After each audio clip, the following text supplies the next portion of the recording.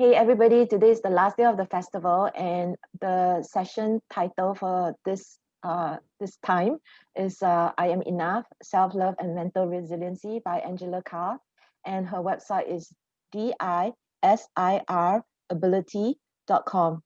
I very much wanted a session on mental resiliency, especially during COVID time.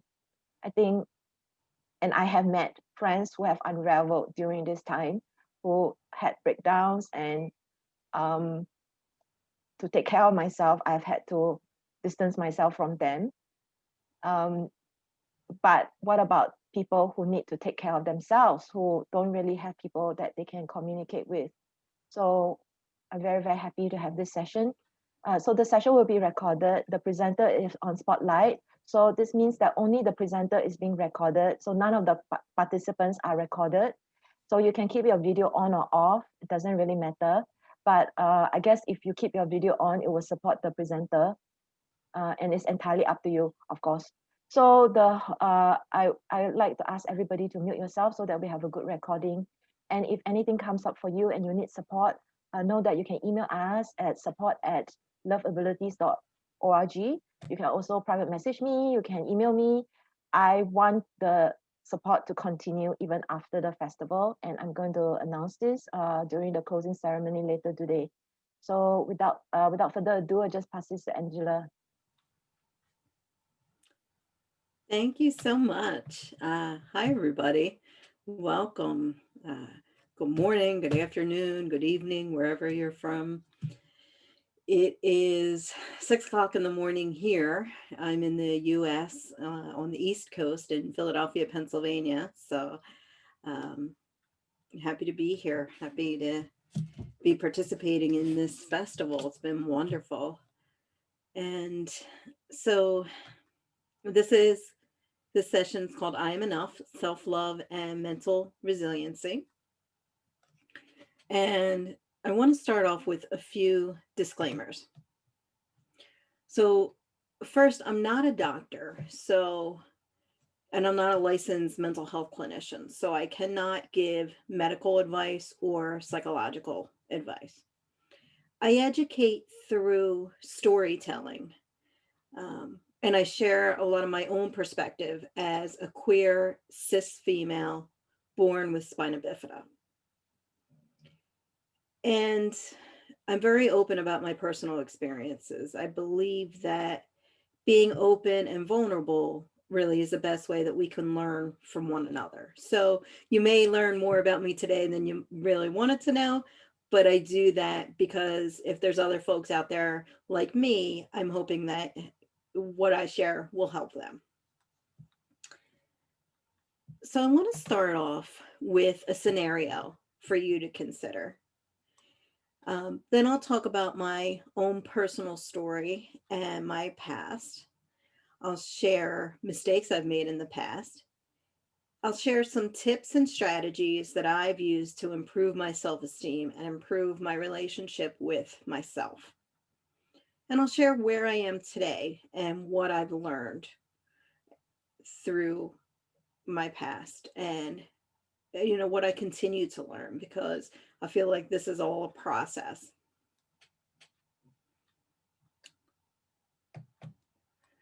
Now, to start off with, I want you to imagine that you go to an event. Maybe it's a singles event at a bar or at a coffee shop. You go to an event and you see a woman. Now, we're going to assume that folks are wearing name tags where they have their pronouns, and we're going to assume that you're interested in women just for this exercise.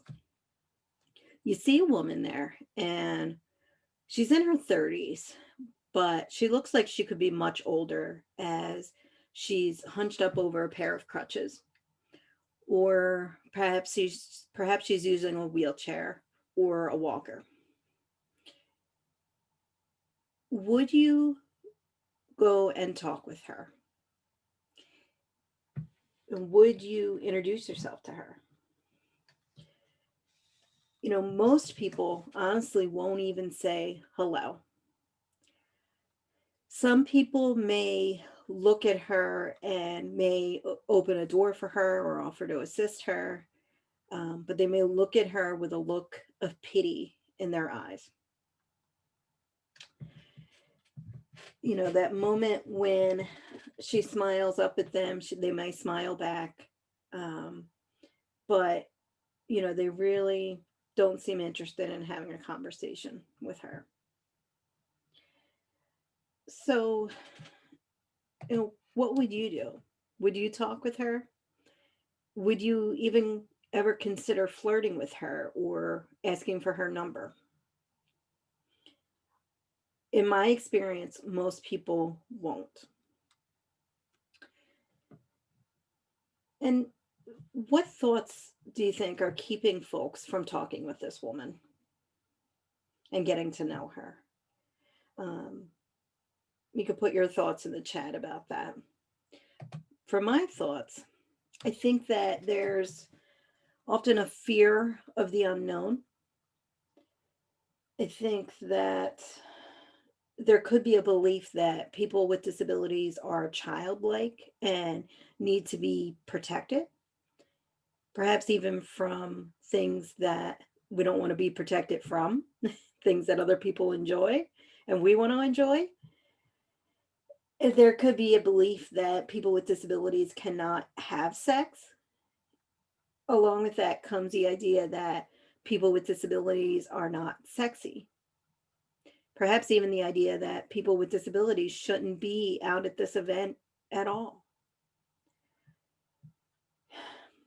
You know, and I hope that this Love Abilities Festival,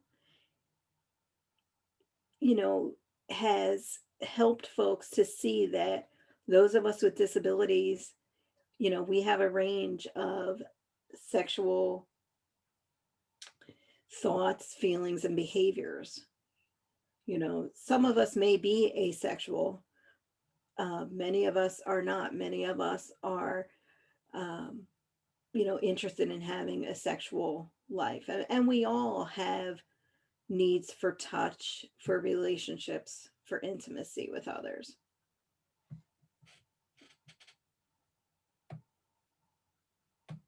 So let's go back to this slide. This lady, you know, how do you think that this lady feels about herself?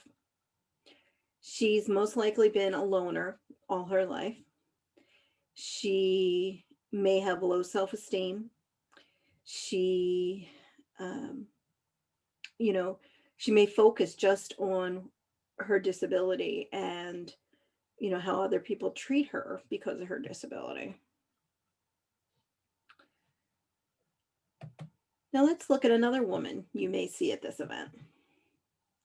This woman's also in her 30s and she has long, beautiful hair. She's wearing a sexy dress with fishnet stockings. If you talk with her, you find that she's confident, smart, and sexy. Would you want to talk with this woman? Hell yeah. You know, you may find that lots of people at this event want to talk with her.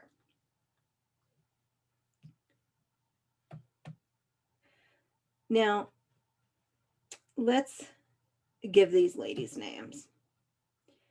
And this first woman that we talked about, who was using crutches or a wheelchair, um, you know, maybe shy and socially awkward, she also may be, if you do talk with her, you may find that she may not understand the jokes you use or understand the metaphors that you use. And as I said, she may have very low self-esteem. We're going to call her Ange. The second woman that you see that's confident, smart, and sexy, we're going to call her Ella. Now, if you remember my name, you may see where I'm going with this. What I want you to think about is, what if you could look past all the medical issues, all the social awkwardness, all those things that Ange has, to see this other woman, Ella, who's confident, smart, and sexy. What if it's actually one and the same woman? And what if you get to talk with her and you give this person a chance? You may come to see that this person could be the woman of your dreams if you're willing to talk with them and give them a chance. I want to say that this is what my partners have done for me and my friends have done for me throughout my life. My disability is spina bifida. And, I feel like I'm working towards becoming more and more like Ella every day. And I didn't get there overnight. Before other people could see me as Ella, as this smart, beautiful woman, I had to believe it about myself. I had to gain that confidence in myself. Sorry. And so I had to believe that I was worth it. And I had to believe that I was enough before anybody else could believe that about me. And honestly, I've gone back and forth between these two personalities throughout my lifetime. I was Ange in elementary school when other kids were bullying me. When I was in high school and I felt like I would never get a boyfriend.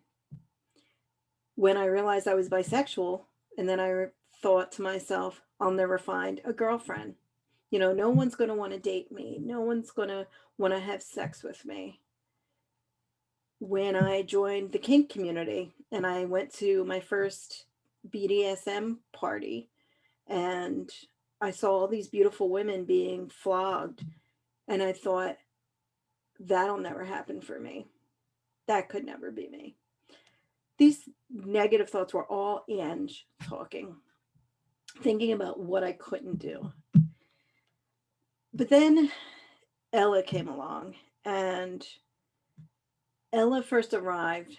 The voice of Ella that I call in my mind is she came when I was in elementary school as well, when I started doing gymnastics. And I had this wonderful teacher who worked with me and spotted me with doing the black backflips and everything. And, it helped me to start gaining some confidence.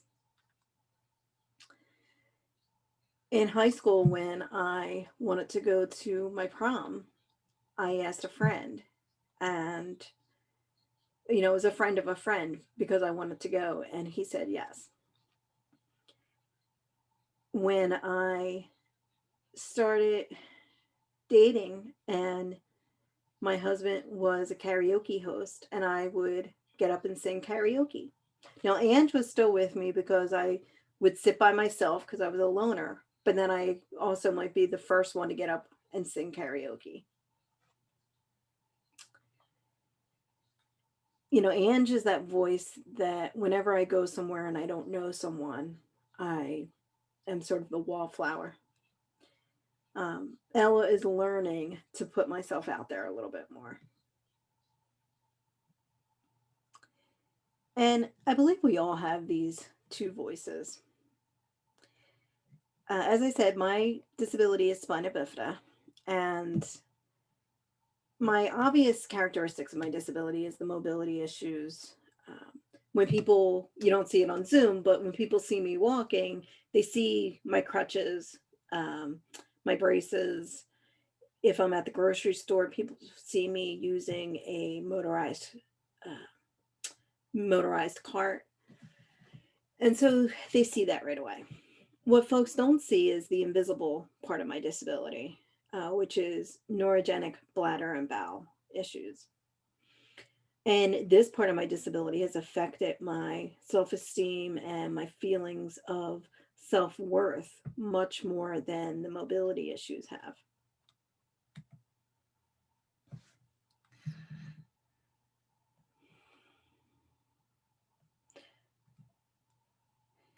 And the negative thoughts that I had, sorry, um, from Ange. Here, I'm just going back to this slide so you can look and compare. Um, I think that anyone can have some of those negative thoughts. You don't have to be a person with a disability to relate to some of this. Um, I've had negative thoughts around my disability, but I've also had negative thoughts around other things like my weight. Um, as I was in high school and I was gaining weight, high school and college, I started being really self-conscious if I would go swimming and I wouldn't get into a bikini. And then those negative thoughts spiraled. So, first it was, I don't want to get in a bikini. Then it became, I don't want to get into a bathing suit at all. And so then I would wear a t-shirt and shorts in the pool. And then soon that spiraled. And soon it was, I don't want to get in the pool at all. So what do these negative thoughts do? They stop us from living. In this case, for me, it stopped me from getting in that pool and doing exercise that I could physically do. Swimming was one of the exercises I loved and I could do, and I was stopping myself from doing it because of my self-esteem issues. I also had this issue with my feet.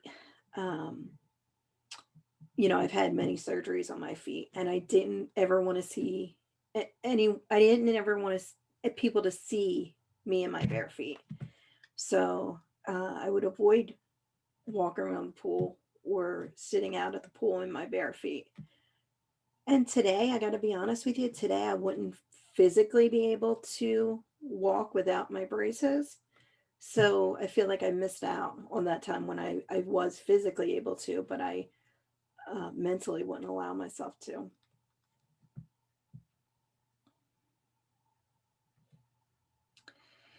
And so I think folks with disabilities would agree with me that we don't want pity, we want respect. So, um, I've often had people say to me that, like, you're so brave, you're so inspiring. And, sometimes, depending on the situation, sometimes that's nice to hear. Other times, if I'm just going about my daily day, I'm going about my daily routine. If people are saying, oh, you're so inspiring, I'm like, it makes me feel uncomfortable. And, I think it makes me uncomfortable because it shows me or it focuses on how I'm different. And I don't always want to be reminded that I'm different. I think we want respect. We don't want pity from other people.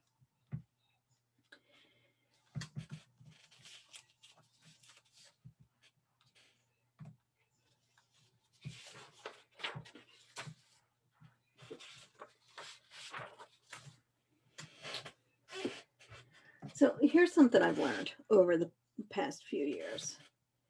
The more that I can accept the part of me that I call Ange, that, the more I can accept my medical issues, um, the social awkwardness, all of those things, the more I can accept that, the more I can love that part of me, and the more I can become like Ella, the more confident and desirable I can become. And I didn't get there overnight. Um, I was Ange growing up when no one wanted to sit with me at lunch or talk with me. And, I was Ange when I thought I'd never find a boyfriend or never find a girlfriend. And, Ange is always with me. She's sort of that part of me that says, um, I can't do this because XYZ. I can't get in the pool because, I don't want people to see my weight. I can't dance in front of other people because I'm afraid that they're going to laugh at me. And, you know, I think that that's something common among people with disabilities and people without disabilities. Um, And then along came then along came Ella, who, was also like, fuck that. Why the hell can I do these things? And Ella also has a pretty foul mouth. Um, and, as I said, when I got in high school, I really wanted to go to my prom. And so I decided to pick up the phone and call someone and ask him. Now, this was 1993. So I had the big Aquanet hair, and he had the mullet, the business in the front, party in the back look, if for those of you that might remember that.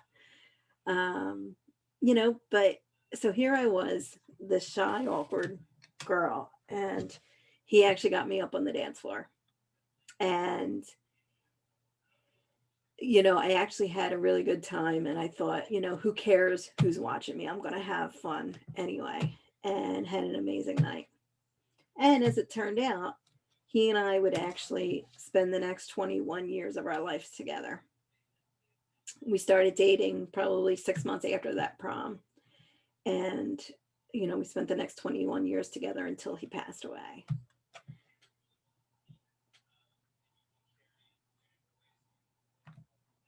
Now, Ange is the part of me that is a scared little disabled girl.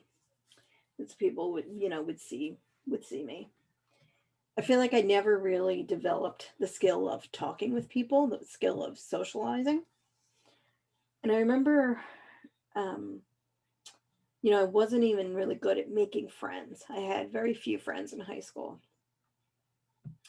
And even my boyfriend at the time would say that when we started dating, I would barely talk. So I had to learn those skills. And I feel like I actually learned a lot of those skills when I got to my 30s. And I think that, the most important relationship we can have is with ourselves. I love that saying. I had to really become comfortable with myself in order to learn how to socialize and make friends and date.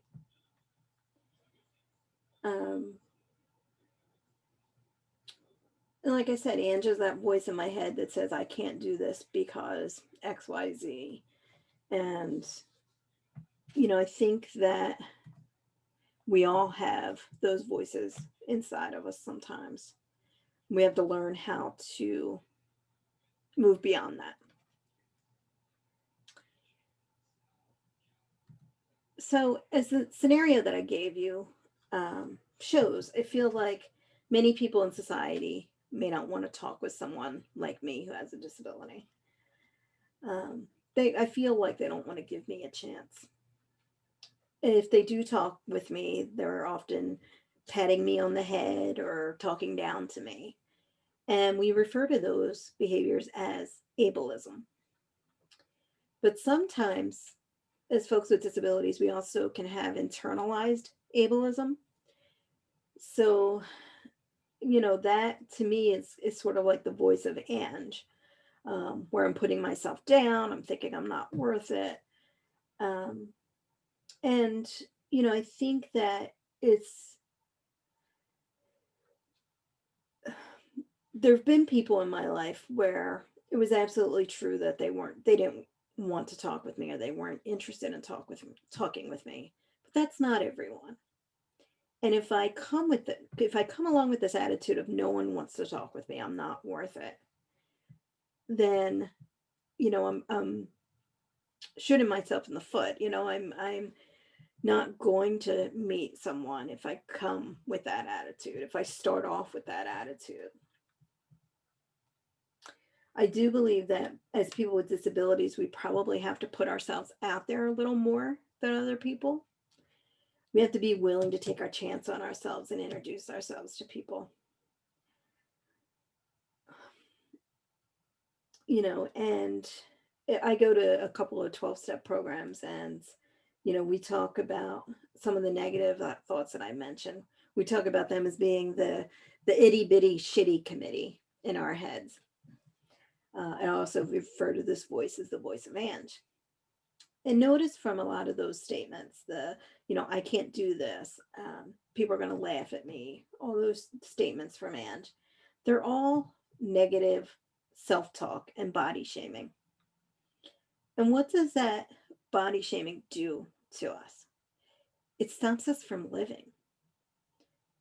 For me, it stopped me from trying to make new friends. It stopped me from getting in the pool. It stopped me from socializing. It stops us from trying to flirt with a new person. And here's the thing I want you to think about. It's not our imperfections or our weight or our disability that's holding us back from enjoying life. It's our thoughts about those things. It's our negative thoughts about those things that are holding us back. For me, it was never my disability holding me back. It was my negative thoughts about my disability holding me back. And there's a good book that I want to recommend to you. It's on cognitive behavioral therapy. Cognitive behavioral therapy studies how our thoughts affect our mood and affect our behavior. And the book is called Feeling Good by David Burns. I have a link for it up here. And there's also a workbook that goes along with it. I've read the book, gone through the book in therapy, and it's wonderful.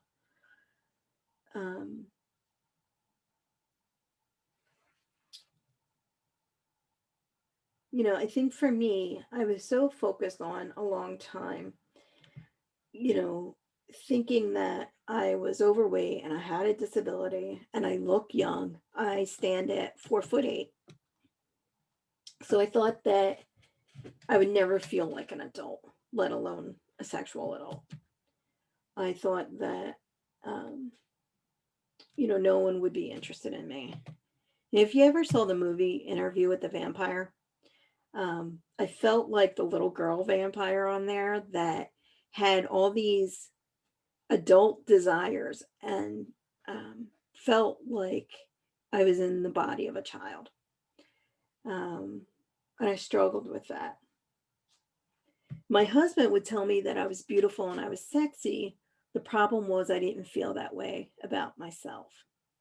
And so it was, how do I get there? And I think there's two extremes when it comes to how self-esteem affects us as far as our sexuality. I think for some people, they may avoid sex due to having low self-esteem. Maybe we don't want someone to see our breasts or our belly or our disability. So we avoid sex. On the other hand, there may be folks that may have low self-esteem and so they have sex for the wrong reasons or with the wrong person. And honestly, I've done both of these things throughout my life. We also can have insecurities related to our disabled bodies when it comes to sex. For me, when I first started having sex, I was wetting the bed. And, I tried to talk to doctors about this and I never got good answers. They would say, oh, go to the bathroom before and after sex. And well, I was already doing that. Then my husband told me about female ejaculation. And so then I thought, okay, maybe this is female ejaculation. Honestly, I wanted it. I had hoped it was female ejaculation rather than urine. So that's what I told myself. And that's what I told partners. And I made a lot of mistakes where I would have sex with someone and I didn't mention it beforehand because I thought, oh, it's female ejaculation and it happens to other people. So then I thought I didn't have to mention it. And that led to a lot of bad situations for me. The first woman that I had sex with, my husband and I, about 8 years into our marriage, I realized that I was also attracted to women. And so my husband and I opened our marriage and we had a polyamorous relationship. The first woman that I had sex with, I didn't tell her about wetting the bed. And so afterwards, she got dressed quickly, got up, and bolted for the door. Um, and that really hurt, honestly, I'll never know the reason that she left. But to me, in my mind, it was because of wetting the bed. And I felt a lot of shame around that. Now, today, I know that I have to prepare for sex. I know that sex for me cannot be spontaneous. I have to plan for it. Sex on the couch or sex in a car is not a good idea for me. Shower sex is awesome. And I need to prepare by talking with partners before having sex so that they can make an informed choice if they want to have sex with me. I need to go to the bathroom before and after sex, and I need to put towels down during sex. And if I talk with my partner about it beforehand, then, it takes that worry off of me, you know. Um, I don't have to struggle, with thoughts later on, like, oh, are they going to call me again, or do they hate me now because this happened? So what were some of the mistakes that I made in my 20s? In my 20s, I was really trying to fit in and be like everyone else. I didn't want to acknowledge that I had a disability or that I was different. And, do you remember that prom picture I showed? Um, I'd been advised back in high school to use crutches, and I refused to because I thought, I don't need crutches. Um, Not listening to my doctors that said, when you get to your 40s, your knees are going to be in trouble if you don't use crutches now. But I wanted to be like everybody else. I was too young and naive to listen. I didn't communicate with my partners, my sexual partners, about all the aspects of my disabilities and how it affected me during sex. Um, and there were other examples of that too. I remember not telling my husband that I self cath when I go to the bathroom until the day we were moving into an apartment together. I kept that secret from him. And, he wasn't upset about the medical issue, but he did wish I had confided in him sooner. And he was absolutely right. It was just something I was hiding because I felt shame around it. And the other thing is, I wasn't assertive with my doctors. And I, I asked one question and then I felt like I got shut down and I stopped asking, where maybe if I had looked for another doctor or if I kept asking questions, I may have gotten better answers. So I feel like I wish I had been more assertive with my medical professionals. So when I got to my 30s and beyond, I'm going to say actually, because I do feel like improving our self-esteem and improving our body positivity is an ongoing thing. I'm always learning every day. Um, I learned that, I started feeling more comfortable in my own skin in my 30s. I realized that, this is always going to be my body. I need to accept it. And, you know, I started wearing the short skirts, wearing the sexy dresses, and just feeling more comfortable. And, I learned more about sexual orientation and relationships. I learned that there were other married couples who were polyamorous, and so I didn't feel so alone. And I started learning how to make small talk and flirt.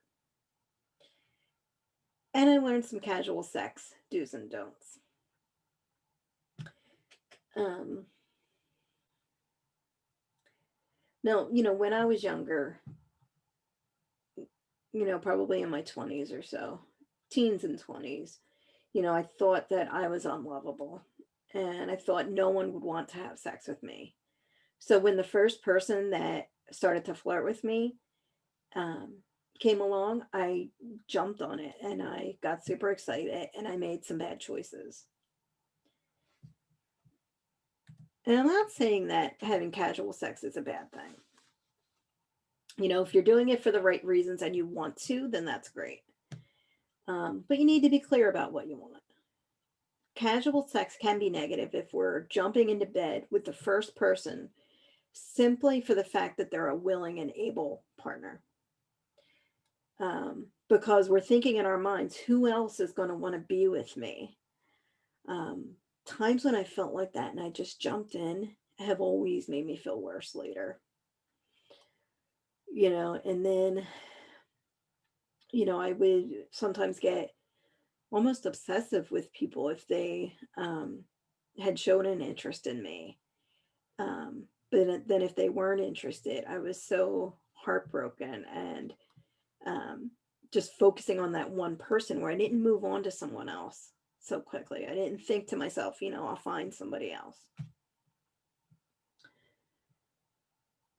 Today, I know that for me as a disabled woman, I've learned that casual sex has to come with a lot of trust. Casual sex is hard for me because I need to be with someone that I trust enough to know that they're not going to leave me stranded somewhere if my car breaks down. They're going to help me if I fall or if I need help walking up a flight of steps.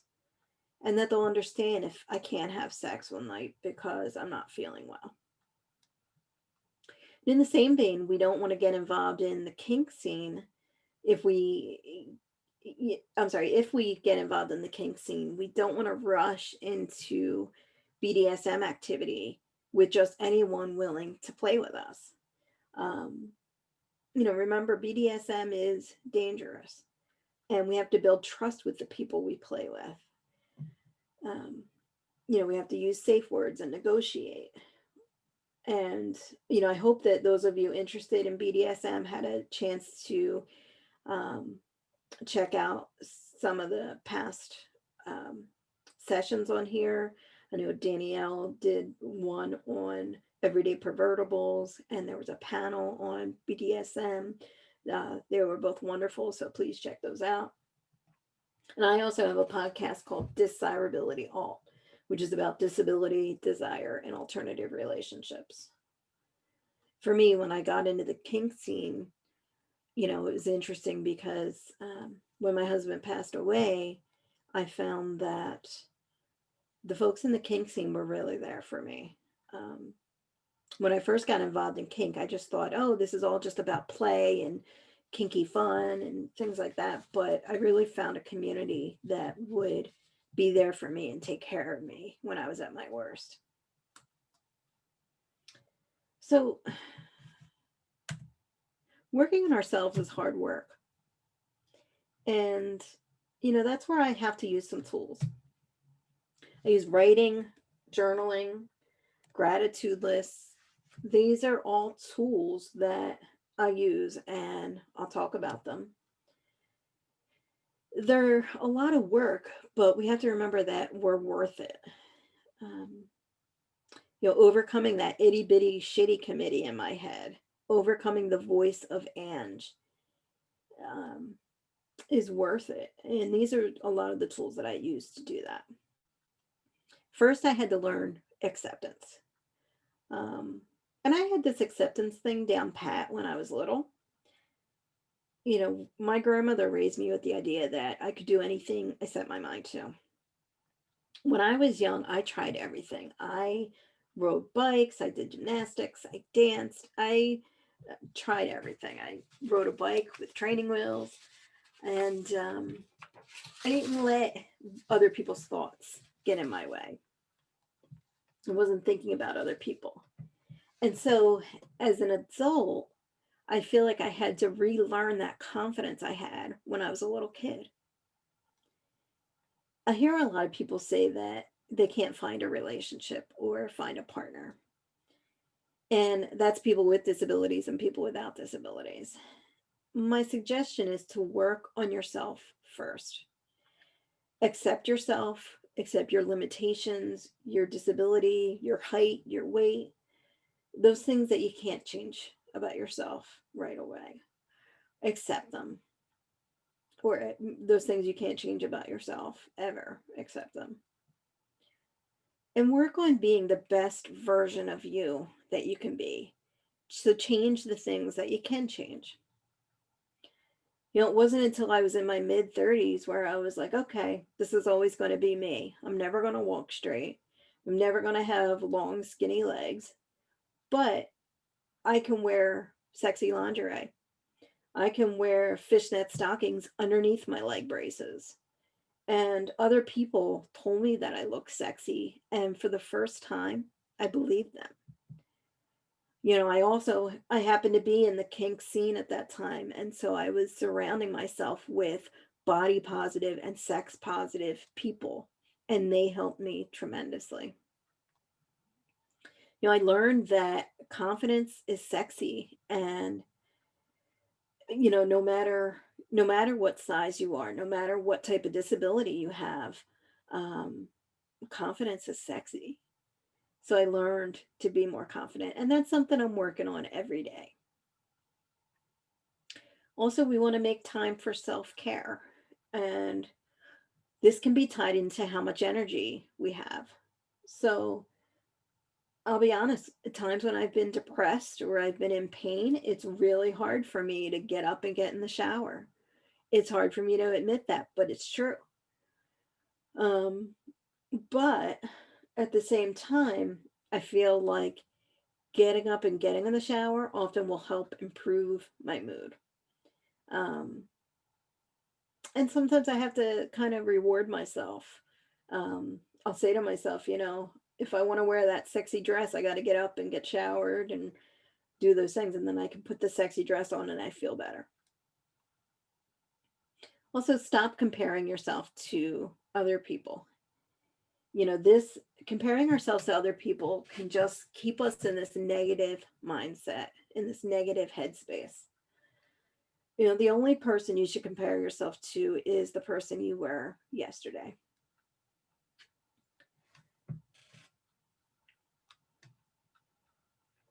And the next tool I have is just staying active and staying social. There's a lot of sports and a lot of different activities that can be adapted for people with disabilities. I've taken belly dancing classes where I just did what I could do.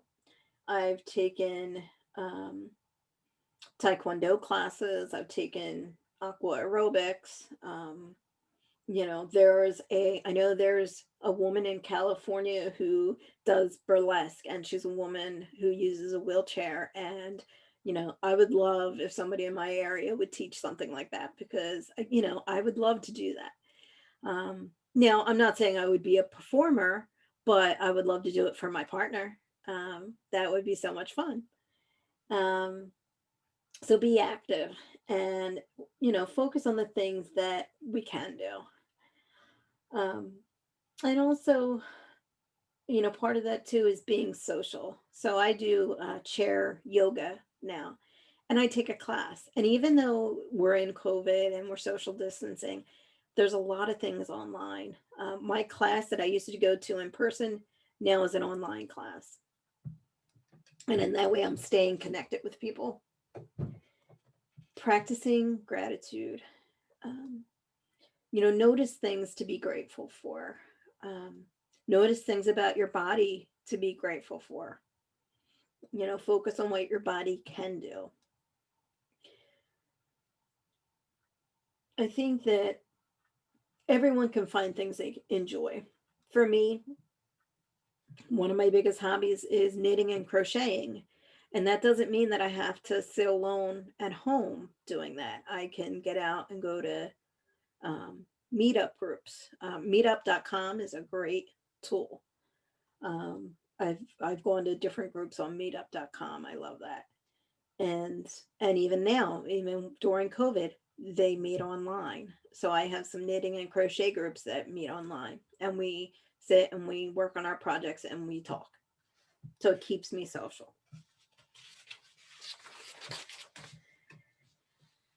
I also suggest making a gratitude list. I do this. Every day I write 4 things that I'm grateful for, and this keeps me in a positive headspace. You can also choose the people you surround yourself with. We can't change the family we grew up with. But we can certainly change the people we spend time with. Um, the friends that we have and the people we choose to be around as we get older. Surround yourself with those people who encourage you to be your best self. For me, I found acceptance when I joined my local BDSM community. Now, I'm not saying that BDSM and kink is for everyone. It certainly is not. But what I'm suggesting here is go find your people.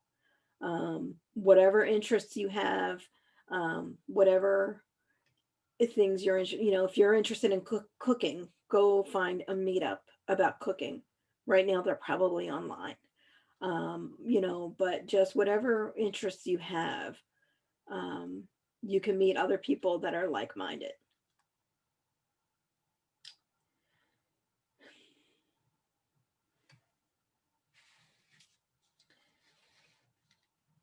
Also, stop trying to be perfect. I believe in progress, not perfection. No one's perfect. And if you wait to do something until you have the perfect body, you're probably never going to do it, because when we have that mindset, we're never satisfied. I myself had to stop waiting until things were perfect. When I started my podcast, I wanted it to be perfect, and I wanted to record the perfect episode. And if I had waited to do that, I never would have recorded one episode on that podcast.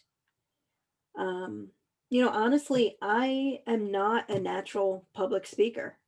You may notice I'm looking at my notes here because I get nervous, and, it's not something that comes naturally to me, but I work at it and I don't let it stop me. So, learning, and you know what? The more I practice it, the better I get at it. And we have to be kind to ourselves in the process, right?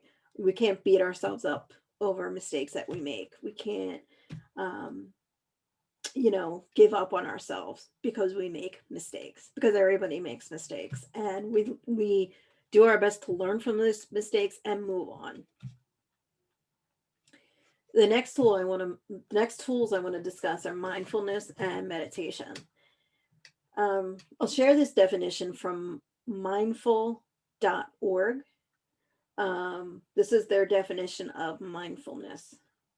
It says mindfulness is the basic human ability to be fully present, aware of what's going on around us. Aware of where we are and what we're doing, and not overly reactive or overwhelmed by what's going on around us. So we can be mindful during any activity that we're doing. Taking time to chew our food when we're eating, putting down the fork in between bites. You could be mindfully folding the laundry, folding the arms in. You can be mindfully cleaning the dishes. I'm a submissive in my relationship that I'm in now, and a lot of what I do is service tasks, and those service tasks can keep me grounded. They're very meditative for me. Sometimes if my partner sees me having a rough day, he'll say, you know, go fold the laundry, or go get me a cup of coffee. And it just it takes me out of whatever I'm so upset about. It helps ground me. So I want to try this. I have a 1 minute mindfulness exercise, or this is a little meditation that we can try together. It's just 1 minute. When you do meditation, we want to try to clear the mind of events of the day. Turn off distractions. Focus on your breath. when the thoughts come into your mind, and they will, don't get upset that you're doing it wrong. Just accept it. Just accept that thought that comes in your mind, and then try to bring your mind back to your breath. So I'm going to try and pull this up, see if we can do this. This is just a 1 minute here. And when you do meditation, it doesn't have to be long. It can just be, you know, a couple of minutes. And, you can do some of these things on your own without a meditation. If you're having a stressful day at work, just take a few minutes and focus on your breath. And it does seem to help. So I'm going to share this with you. And there's lots of others too. If you have other recommendations, you can put them in the chat as well. I can't see the chat at the moment, but let's see.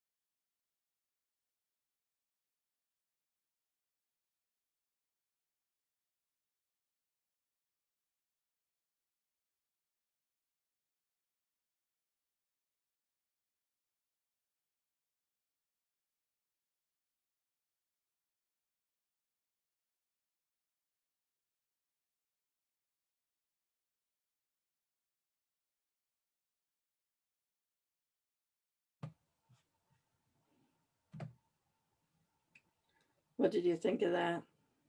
Come back.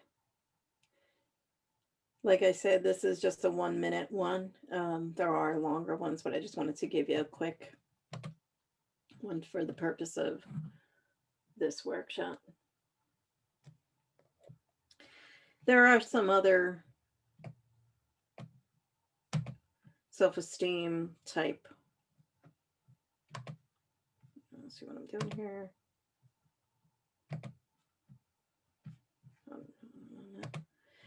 I'm trying to get this up.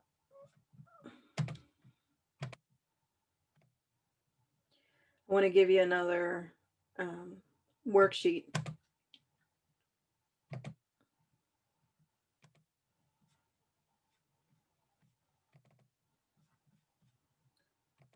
Working.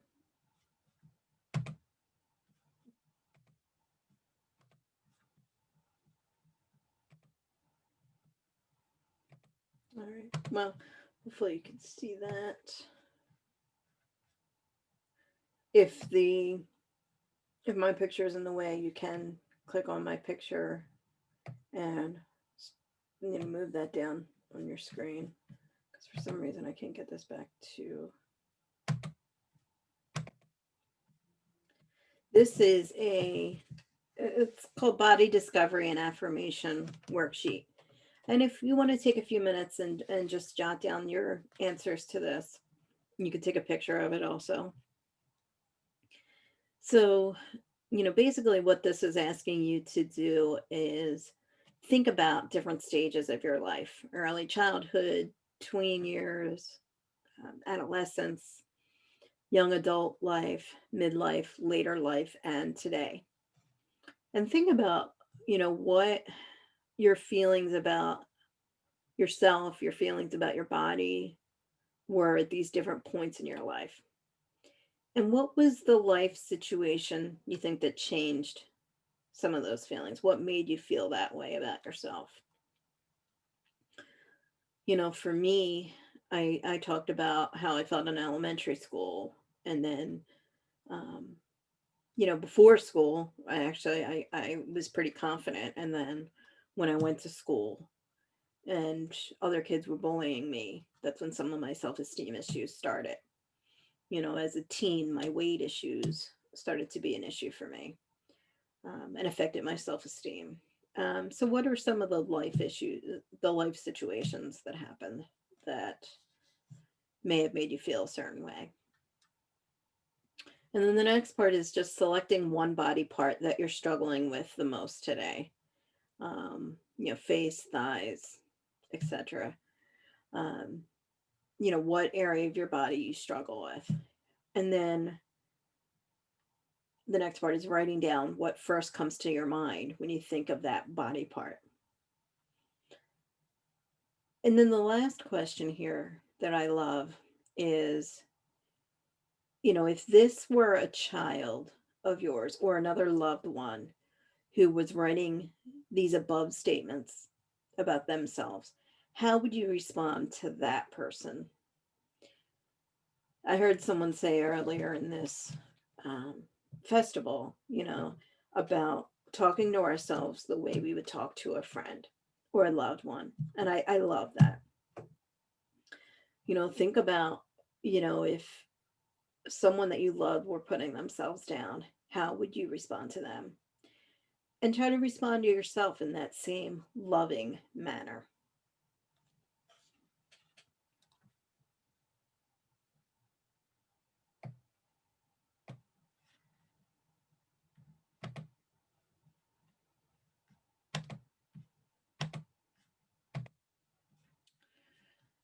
This next exercise is called a 10-day pledge. And there's a picture here of just a drawing of a human body. And it asks you to fill in the areas of your body that you're most grateful for and list why below. And I love these types of exercises because it just gets us to think about the positive things. For me personally, I'm grateful for my arms because um, they lift me up. If I'm sitting down, I can use my arms to lift me up. My arms are actually pretty strong, and I'm grateful for them. I'm grateful for my upper body strength that I have. I'm grateful for my hands. So, think about what parts of your body you're grateful for.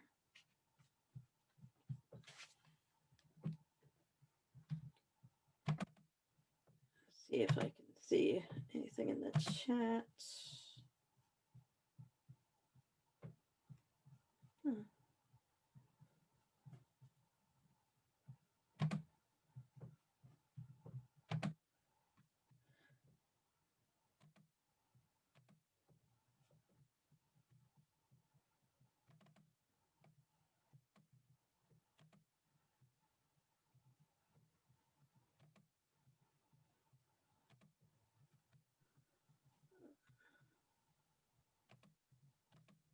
Get to it now, but I will do that. I have just a little bit more here, and then I will check in the chat. I'll try and check in the chat after I stop sharing my screen for questions and comments. So I want to talk about socializing. I think it takes guts for anyone really to come out to a social event, especially if you have a disability. It may take, I'm just checking here because I don't see myself now. Okay. If you have a disability, it may take a lot of courage for us to come out to events, right? Accessibility, one is always a huge issue. Wondering if the place we're going to go to is accessible. Wondering about transportation, how we're going to get there. And then socializing. Like for me, when I go somewhere, I will Always pick a seat at the end of a table, at the end of an aisle, because if I need to get out to the bathroom quickly, I want to be able to get up and get to the bathroom. That's always going to be the first thing on my mind. So if I go and there's people at the other end of the room, the other end of the table or the other side of the room, I might sit further away from them and I might appear to be um, standoffish or like I don't want to socialize, but that's not the case. It's just that my safety and me being able to get up safely and get to the bathroom is always going to be my number one priority. Um, and my suggestions to folks is, get to know people with similar interests or folks who identify similarly to you. I mentioned earlier, meetup.com is a great place to meet people. It's not a dating site. It's just a place that you can meet friends that have similar interests. And, you never know. You may find a romantic partner in doing so, but that's not the goal of this. The goal of Meetup is to meet friends that are similar and have similar interests. For me, I've tried dating apps. I never had much success on dating apps. I've had more success when I've done things like meetup.com and I've gone to munches, which are in the kink world, just like meetups, but for kinky people. Um, I've had more success getting to know people that way. So for me, after my husband passed, I honestly never thought that I would meet another partner again. I thought that I would be alone. I thought I might have casual sex. I might have friends with benefits. But I never thought there'd be another person that want to spend their lives with me. But I didn't close myself off to the possibility. I continued going out, seeing my core group of friends and going to events. And I think sometimes too, as folks with disabilities, we have to be vulnerable and take a risk sometimes. Um, the two partners that I've had, actually, I have had the two partners I've had the longest have been men. And I had another partner that was a woman, and all three of them were people that I was friends with before we entered into a relationship. And two of them, the two men, were folks that I had to take a chance and reach out to them when I was interested in getting to know them better. Just like when I was in high school and I picked up the phone to say, hey, will you go to the prom with me? With my current partner, he was someone that my husband and I actually knew from going to events. And I had to pick up the phone one day and, say, hey, I'm going to this munch. Would you like to come with me? And, fortunately, he said yes. I had a guest on my podcast recently who, his name was Amin Lakhani. And this is his website here, datingcoachonwheels.com. He was a dating coach and he's a comedian.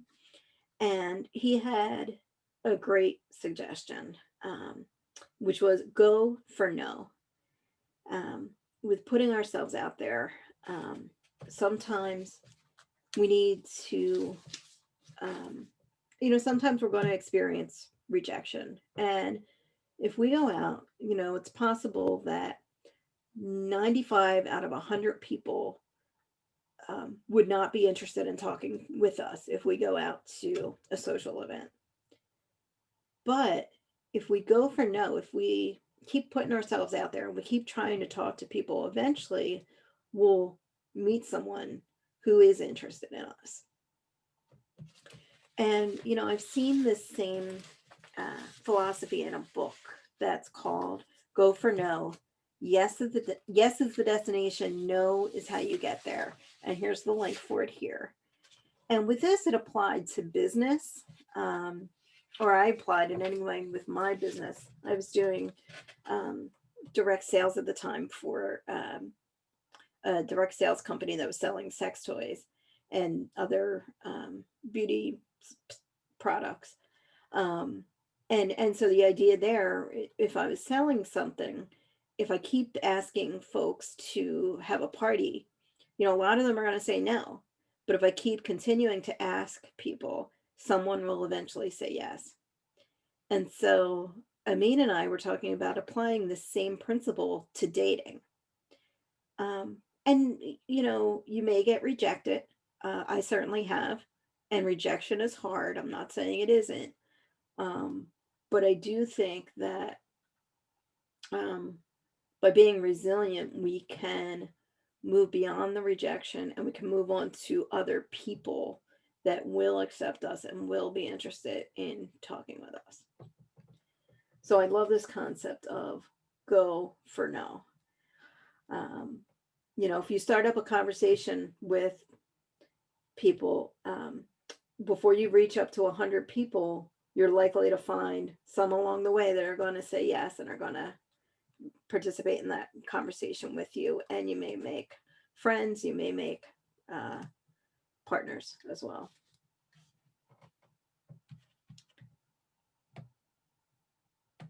I want to talk about the negative thoughts again. Um, some of you may be thinking to yourself, I've tried all these tips and techniques that you've given.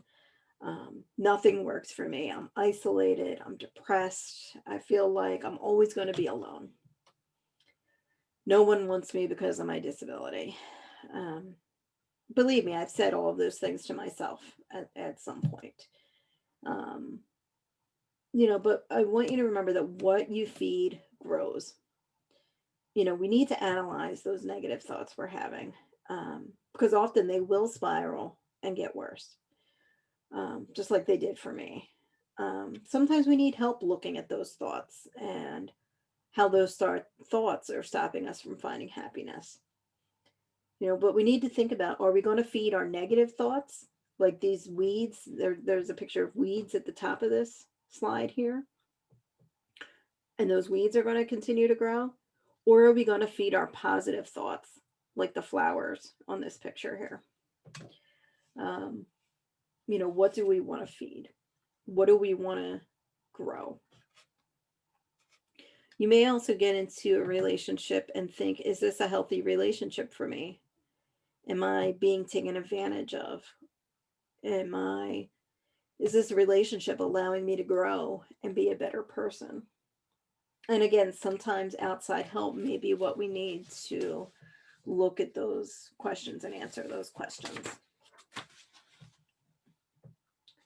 Especially, I think it's good sometimes to get outside help and talk to someone who's objective, because, in the poly community, we have a term called new relationship energy, where we get this rush of adrenaline and other hormones when we get in a new relationship because it's new and exciting. And often that can be dangerous for us. And there's no shame in seeking help. I think that support groups and mental health therapy are important for everybody. There's different types of support groups out there. Some are facility-led, some are peer-led. Therapy is, you want to have someone who's a licensed clinician. So either a licensed social worker or a psychologist, licensed professional counselor. If you take medications, you want to see a psychiatrist, and that would be a medical doctor. Often, psychiatrists do not provide talk therapy. You'll get that from a therapist or a psychologist. And keep in mind, if one therapist or support group doesn't work out, try another. Don't give up on yourself.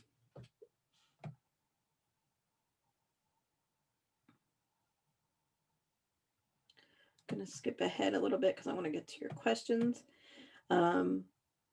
I think it's important, just to end here, I think learning to be your authentic self and how to share that with the world.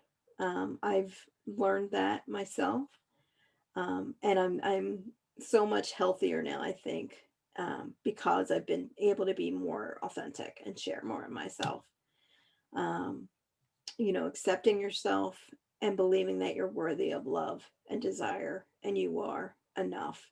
I hope that for each of you today, and I hope that you can take some of the tools that I've given to be your authentic self and um, believe that you are worth it. So, thank you. Um, and I hope that you'll stay connected with me as well. Here are my links so you can connect with me. And saw the chat pop up, but let me see if I can get to it now. I'm going to stop sharing. Oh, here we go. Okay, I'm pulling up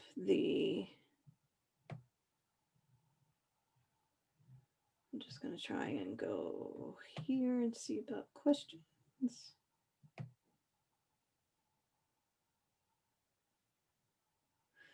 Thank you all for being here.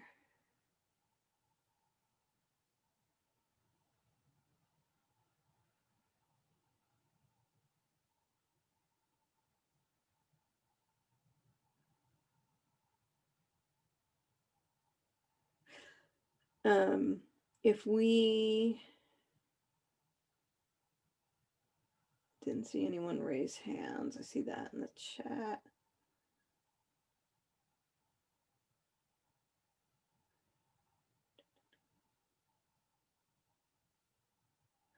If anyone has questions they want to raise their hand or just chime in, feel free.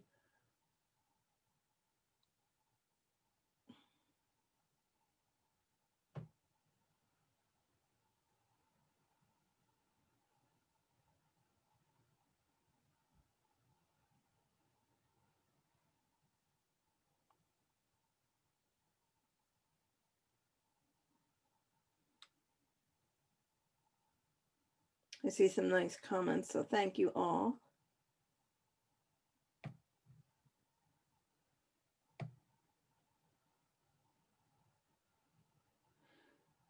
Danielle says we often forget to give ourselves the love we give other people. Absolutely. We often feel guilty in taking time to love ourselves. Yes.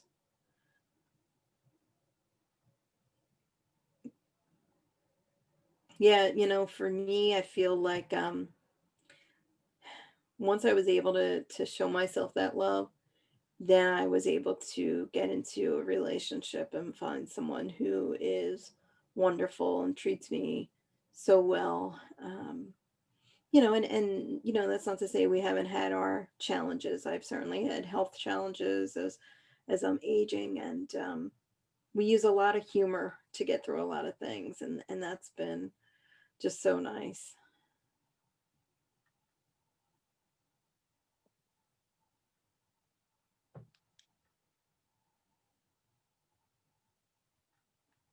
I'm scrolling through.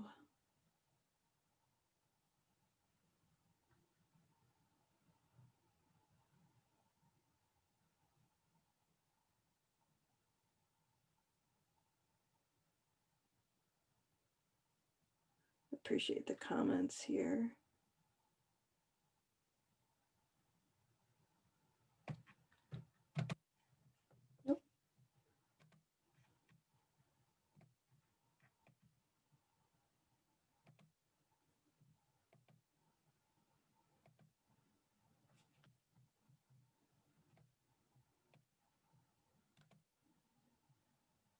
Does anyone want to share any tools that they've used to work on their self-esteem or body image? I think when people talk down to me in certain situations, I have to initially assume that I am intelligent. I have to think about, well, how am I gonna see that person again after today? In which case do I have to work harder to present myself a different way?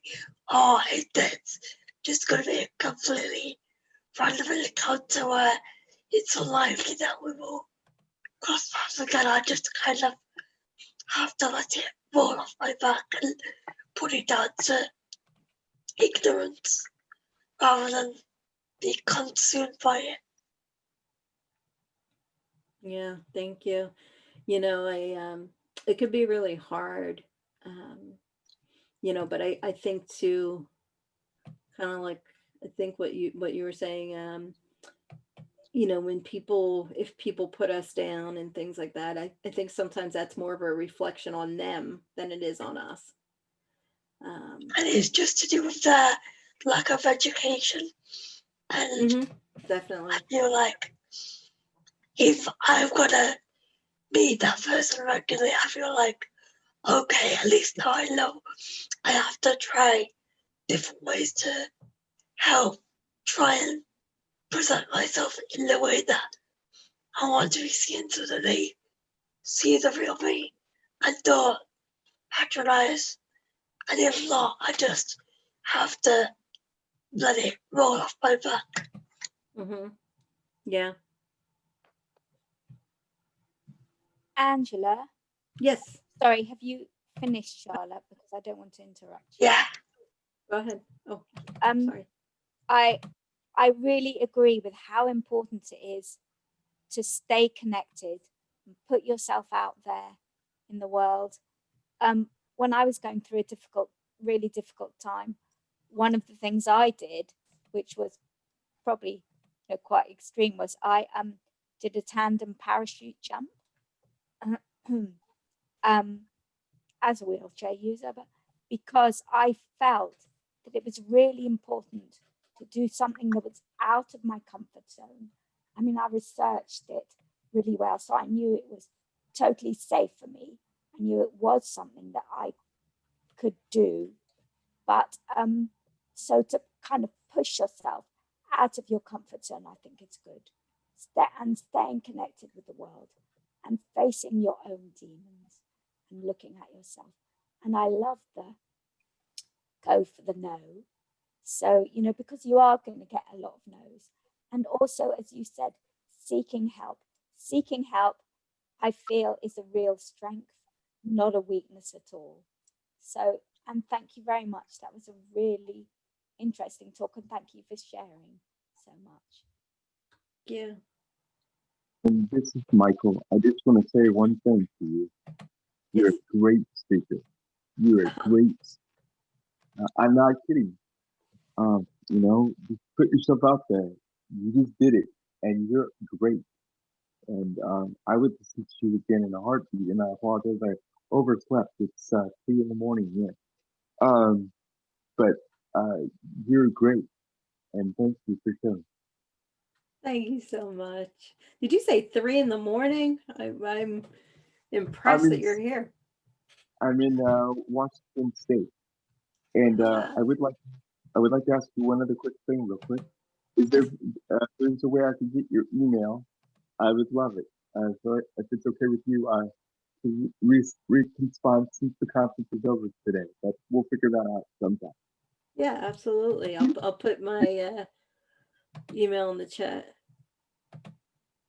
I'm not the biggest chat person, but we'll work on it. I meant in the chat on the I'm not a big chat person either, but I'm putting my email in, so you might see it pop up. Thanks so very much. Absolutely. Hi Angela, it's Andy from the UK. Yes. You might have heard me speak before. I have dwarfism, so I'm only 3'10". I would have spoken to you earlier, sorry, but I've been cleaning while I've been listening to you, so I had gloves on. But for me, I used to think like you did about having no confidence, that nobody wanted to be in a relationship, etc., etc. But then I went to a little people's convention in America where everybody had dwarfism, and I realized that it was something that everybody struggled with. And actually, while I was there, I actually met somebody. We are friends, if you like, but it's given me the confidence now to believe that actually I am worthy of a relationship, and now I have the confidence to go out there and kind of meet, quote, able-bodied people. So yeah, that's where I started from meeting other likewise people, and meeting somebody who liked me for me, and yeah, that's how it worked for me. So I just wanted to share that. Thanks for sharing.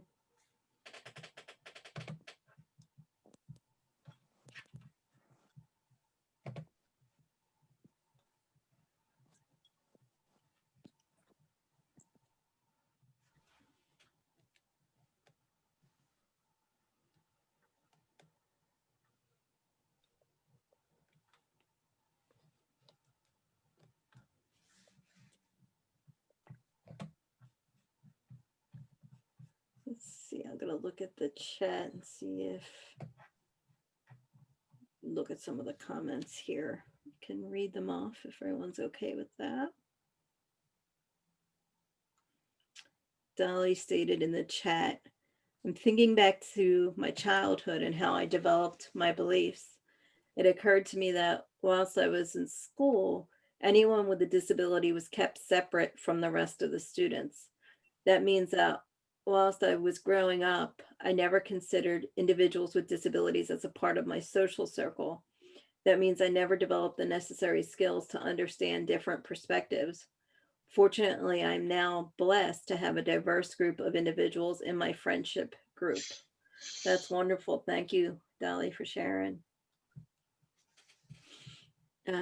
Lorraine also responds to Dolly. I think you make a very interesting point about how much childhood can affect belief systems. Even before I became disabled myself, I had been lucky enough to grow up in an atmosphere of acceptance of difference.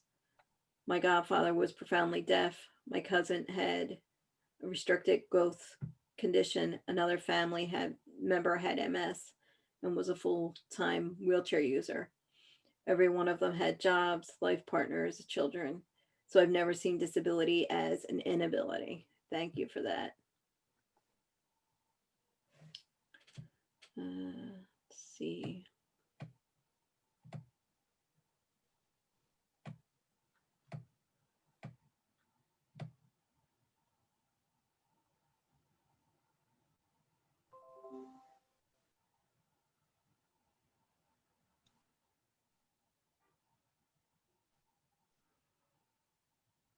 Lorraine says, and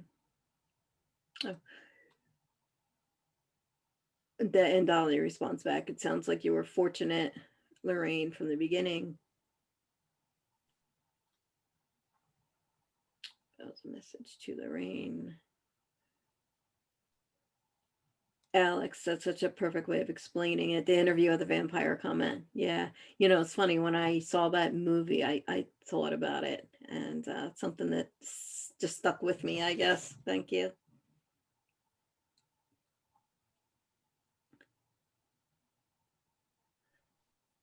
Charlotte says, I've always found the dichotomy between loving myself and the fact that a loving partner can boost that challenge. Oh, that a loving partner can boost that challenging. Gotcha. Loving partner can boost what's already there. Mm-hmm.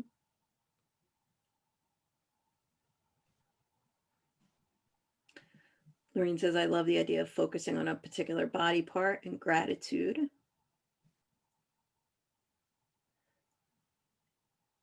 Danielle says, whenever I do the body gratitude practice, I do it in the shower.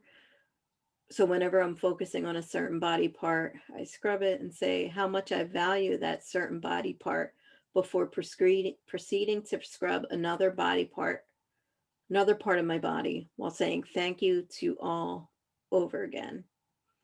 It's my way of acknowledging and giving my body love by scrubbing or massaging that body part. I love that. Thank you.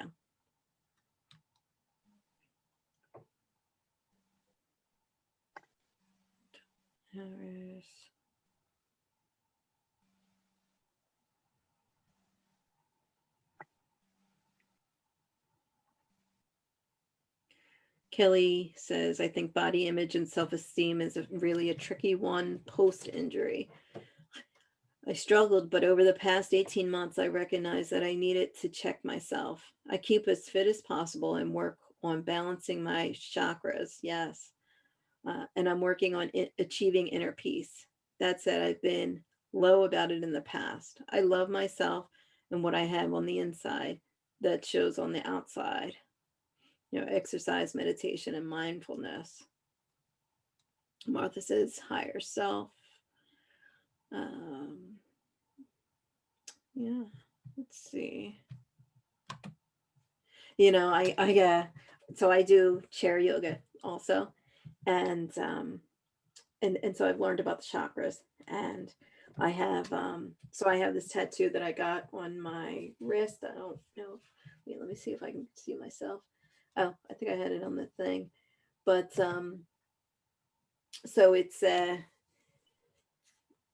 it's a teacup, and it says I am enough, and I wanted the colors, and I put the colors in blue because I thought that's the throat chakra, and that's for finding my voice. So I did that. And that's, another thing about mantras. I love mantras because it's something that I can look at every day and just remind myself. And when I get into that negative headspace, I can remind myself and come back to that. So I love that.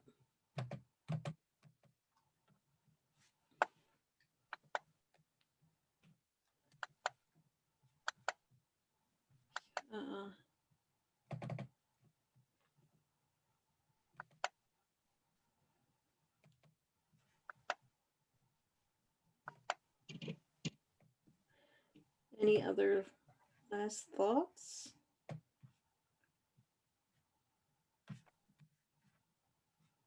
Can I ask a question?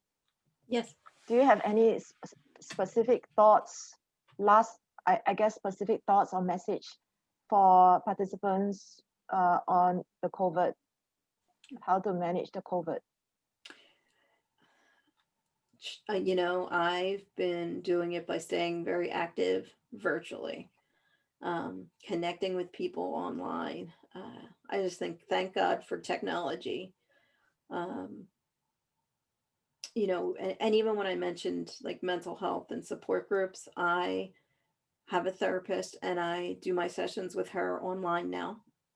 I go to 2 12-step meetings and I do those online. I'm active with my groups, my core group of friends, we'll do things online. A couple of times over the summer, we got together as like a socially distanced picnic in a park outside. But I think, what I've tried to do during this time is take a lot of time to work on myself, do things that I wouldn't have a chance to do when I was so busy. I used to play piano and drums when I was young, and so I've recently picked up drumming again. I have a snare drum and some practice pads, and that's something that I stopped when I was in college. And now that I have all this extra free time, I decided to start doing it again. So it's a good time to do like some self-improvement things. And those are things that will help you to feel better and pass the time. Because I know that it can get a little boring right now. I'm thinking about, everything. And for me personally, I try to turn the news off because that can bring me down. That can make me feel kind of depressed and thinking about like, when is this going to be over and things like that. So I limit the amount of news that I watch. And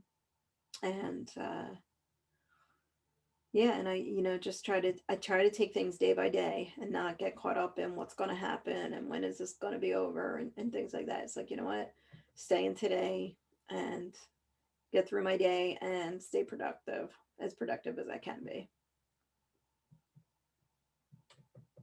I hope that answers the question. Thanks. Thank you. Okay, I guess we're 1 minute before end time. Very precise. However, I feel that the group is complete. So just once again, Angela's website is disirability.com, and she has a podcast. And she's been amazing for the festival. She's done this session and also facilitated the women's sexuality panel.